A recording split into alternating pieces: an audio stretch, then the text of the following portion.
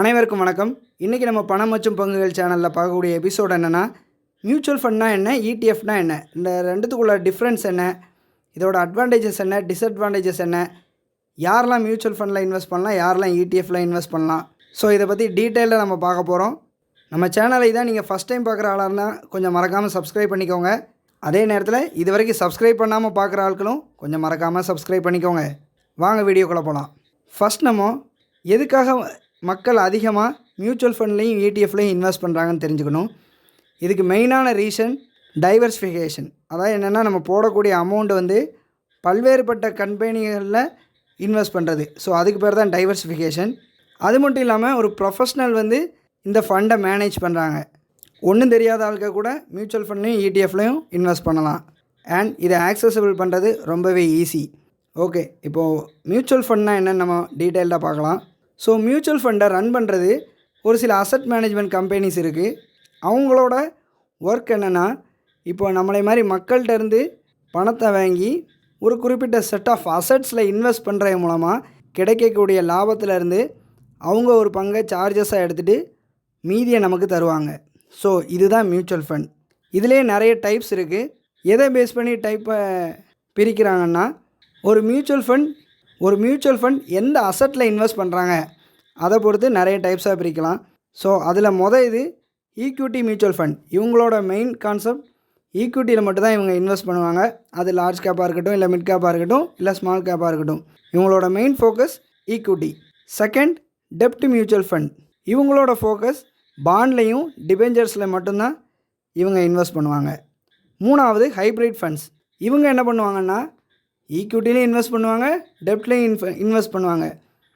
என்ன, இவங்க ரெண்டுலேயும் ஒரு குறிப்பிட்ட ரேஷியோவில் இன்வெஸ்ட் பண்ணும்போது க்ரோத்தும் இன்கமும் ஒரு குறிப்பிட்ட பேலன்ஸில் போகும். மூணாவது, இஎல்எஸ்எஸ், அதாவது ஈக்விட்டி லிங்க்டு சேவிங்ஸ் ஸ்கீம். இது என்னென்னு நம்ம டீட்டெயிலாக தெளிவாகவே தனியாக ஒரு வீடியோவில் பார்க்கலாம். இப்போதைக்கு ஷார்ட்டாக சொல்கிறேன். ஸோ இது ஒரு tax saving mutual fund. Section 80C கீழே வரும். இதோட லாக்இன் பீரியட் பார்த்திங்கன்னா 3 இயர். அதாவது நம்ம காசு போட்டு 3 வருஷம் வரைக்கும் அதை நம்மளால் எடுக்க முடியாது. அடுத்து, இண்டெக்ஸ் ஃபண்ட். ஒரு ஸ்பெசிஃபிக்காக ஒரு இண்டெக்ஸில், அதாவது ஒரு நிஃப்டி 50 இருக்கட்டும், இல்லை சென்செக்ஸாக இருக்கட்டும், அதை பேஸ் பண்ணி இன்வெஸ்ட் பண்ணுறது இண்டெக்ஸ் ஃபண்ட்ஸ். கடைசியாக, செக்டரல் ஆர் தீமெட்டிக் ஃபண்ட்ஸ். ஒரு குறிப்பிட்ட செக்டார், அதாவது இப்போ டெக்னாலஜி செக்டாராக இருக்கட்டும், இல்லை ஃபார்மா செக்டாராக இருக்கட்டும், எதில் அந்த டைமில் க்ரோத் நல்லா இருக்குது அப்படிங்கிறத பொறுத்து இன்வெஸ்ட் பண்ணுறது தான் செக்டாரல் ஃபண்ட்ஸ். தென் இப்போ அட்வான்டேஜஸ் என்னெல்லாம் பார்க்கலாம். மியூச்சுவல் ஃபண்டை பொறுத்த வரைக்கும் ப்ரொஃபஷ்னல் தான் இதை மேனேஜ் பண்ணுறாங்க. ஸோ ஒன்றும் தெரியாத ஆளுக்க கூட இதில் இன்வெஸ்ட் பண்ணலாம். ரெண்டாவது, இது எஸ்ஐபி முறையில் நம்மளால் இன்வெஸ்ட் பண்ண முடியும்.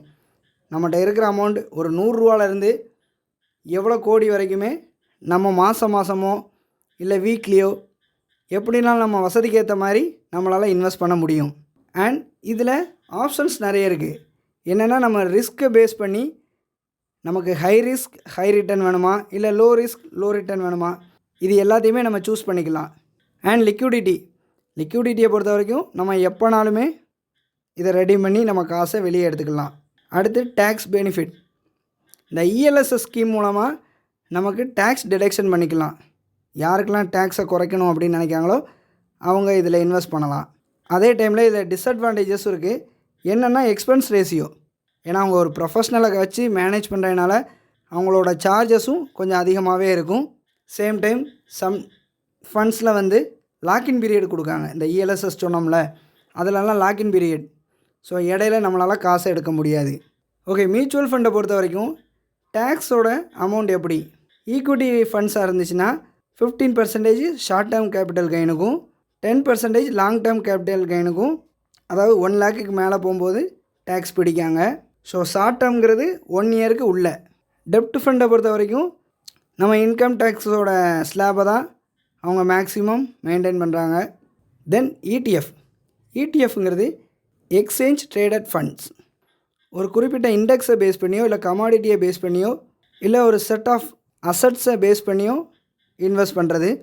என்ன, மியூச்சுவல் ஃபண்டுக்கும் இதுக்குள்ள மெயினான டிஃப்ரெண்ட் என்னென்னா, மியூச்சுவல் ஃபண்டில் நமக்கு ஒரு குறிப்பிட்ட அமௌண்ட் நம்ம மொத்தமாக போடுவோம்.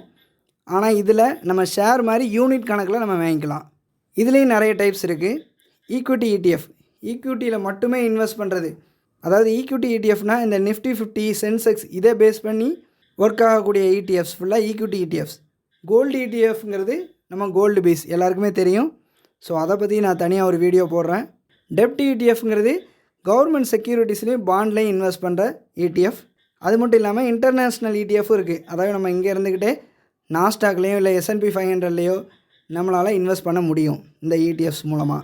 ஓகே, மெயினான அட்வான்டேஜஸ் இடிஎஃப்பை பொறுத்த வரைக்கும் எக்ஸ்பென்ஸ் ரேஷியோ ரொம்பவே கம்மி. ஏன்னா இந்த இடத்துல ஆக்டிவ் மேனேஜ்மெண்ட் தேவைப்படாது, பேசிவ் மேனேஜ்மெண்ட் தான். ஏன்னா ஒரு இண்டெக்ஸை டிபெண்ட் பண்ணி அதோட ப்ரைஸுக்கு ஏற்ற மாதிரி தான் இது மூவ் ஆக போகுது. ஸோ அதனால் இதில் ப்ரொஃபஷ்னலோட தேவை கிடையவே கிடையாது. சேம் டைம் டேக்ஸை பொறுத்த வரைக்கும் மியூச்சுவல் ஃபண்டோட கம்பேர் பண்ணும்போது இதில் கம்மி தான். அது மட்டும் இல்லாமல் இதோட இன்னொரு அட்வான்டேஜ் என்னென்னா ரியல் டைம் ட்ரேடிங். அதாவது நம்ம ஒரு ஸ்டாக் எக்ஸ்சேஞ்சில் நம்ம டெய்லி எப்படி ஒரு ஷேரை பை பண்ணுவோம் செல் பண்ணுவோமோ அதே மாதிரியே இதை பண்ணிக்கலாம். இதில் டைவர்சிஃபிகேஷனும் ஜாஸ்தி. ஏன்னா இப்போ நிஃப்டி 50 இண்டெக்ஸ் எடுத்துக்கிட்டோன்னா நம்ம போடக்கூடிய ஒவ்வொரு காசுமே அந்த 50 கம்பெனியுமே தான் இன்வெஸ்ட் பண்ணுறாங்க. ஸோ அப்படிங்கிறப்போ அந்த இடத்துல நம்மளோட லாஸஸ் குறையிறதுக்கான வாய்ப்புகள் ரொம்பவே அதிகம். இதுலேயும் டிஸ்அட்வான்டேஜஸ் இருக்குது. என்ன காரணம்னா இடிஎஃப்பில் நம்ம ட்ரேட் பண்ணோம்னா கண்டிப்பாக நமக்கு டிமேட் அக்கௌண்ட் வேணும்.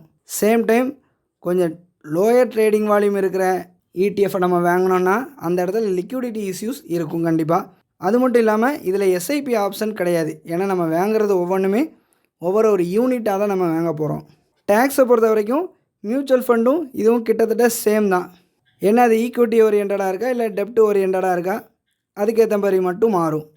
ஸோ இதில் இருக்கிற கொஞ்சம் கீ டிஃப்ரென்ஸ் என்னெல்லாம் பார்க்கலாம்.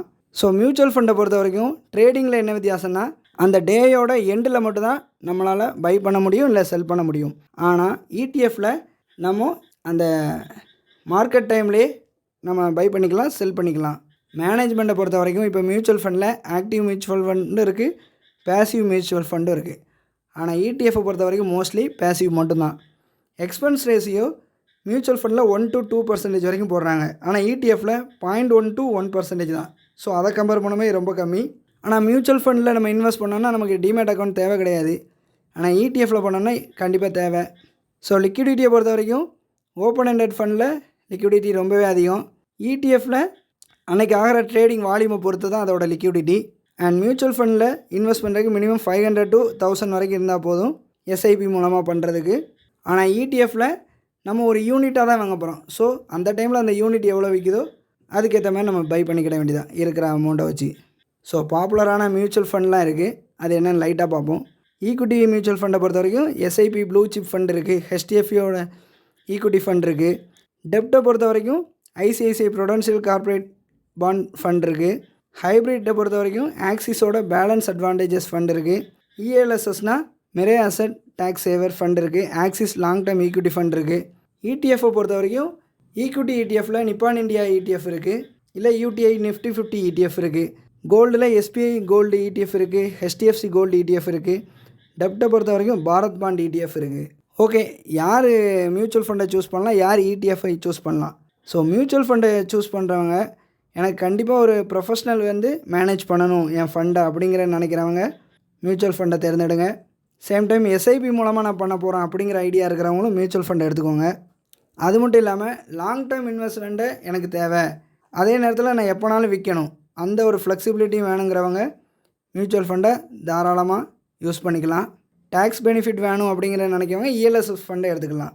ஸோ இடிஎஃப்பில் யாரெல்லாம் இன்வெஸ்ட் பண்ணலான்னா இப்போ அந்த எக்ஸ்பென்ஸ் ரேஷியோ அதாவது நம்ம காஸ்ட் ஜாஸ்தியாகும் அப்படின்னு நினைக்கிறவங்க இடிஎஃப்பில் நீங்கள் லோயர் எக்ஸ்பென்ஸ் ரேஷியோவில் அழகாக பண்ணலாம். அது மட்டும் இல்லை, இது மியூச்சுவல் ஃபண்டை காட்டிலும் comfortable.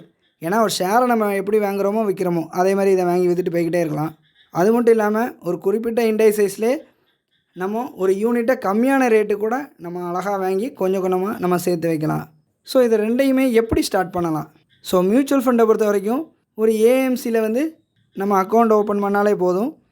So Zerodha coin grow இதுக்கு எக்ஸாம்பிள். இடிஎஃப்பை பொறுத்த வரைக்கும் கண்டிப்பாக ஒரு டிமேட் அக்கௌண்ட் ஓப்பன் பண்ணால் அது மூலமாக நம்ம இடிஎஃப் பண்ணலாம். லைக் ஜீரோதா, அப்ஸ்டாக்ஸ், ஏஞ்சல் ஒன் எதுலனாலும் உங்களுக்கு வசதியோ அதில் ஓப்பன் பண்ணிக்கோங்க.